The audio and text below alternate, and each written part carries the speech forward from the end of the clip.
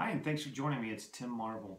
Hey, today's about planning, and we're going to talk about the elements that are involved in making a big plan. Now, when I say a big plan, it's not, I'm going to pay off my house.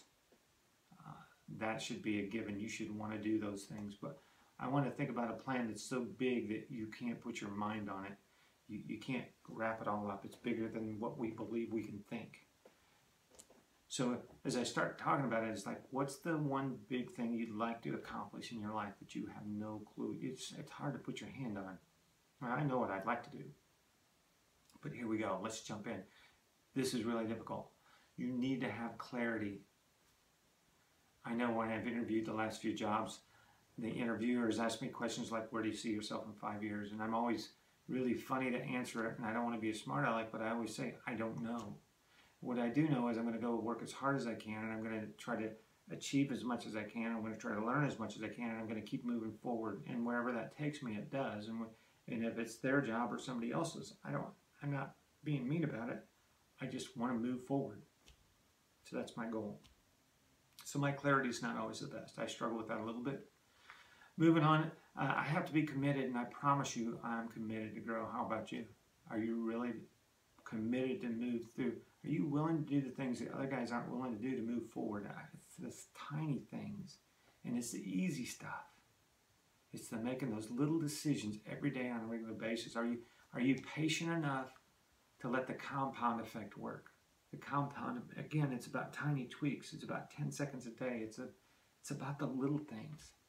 Are you patient enough? Are you going to persevere through those things that get in the way? Maybe your own patience is a big thing you have to get through. That's a struggle for me. I want what I want right now, and I want to learn the things I need right now. I'll do everything I can to sit down and absorb the information I need. And I know it takes time. But are you willing to work through those things that get in the way? Don't underestimate the power of the compounding effect. By making a note every day about whatever it is that you want to have down the road. I talk about people all the time that's done that, and they've achieved these things that they never thought was imaginable. So I think it's great. Hey, you know what? Find like-minded people and hang around them. We've talked about this from time to time. You are the sum of the closest 5 people you spend most of your time with. So if I want to be a really smart guy, I need to hang around with smart people, and I really make an effort. If you hang out with me, I hope you understand where I spend my time, my valuable time. That's your most important commodity that you own is your time. I spend my time with people I think that will help me move forward. Okay? Find a mentor, a coach, or a trainer, or somebody that can give you something. Somebody's willing to be honest with you. Somebody to hold you accountable. Somebody to tell you you're not doing the things you need to do to move forward. Telling you not to get lazy because you're having a little bit of success. Don't let your head get big because you have a little success.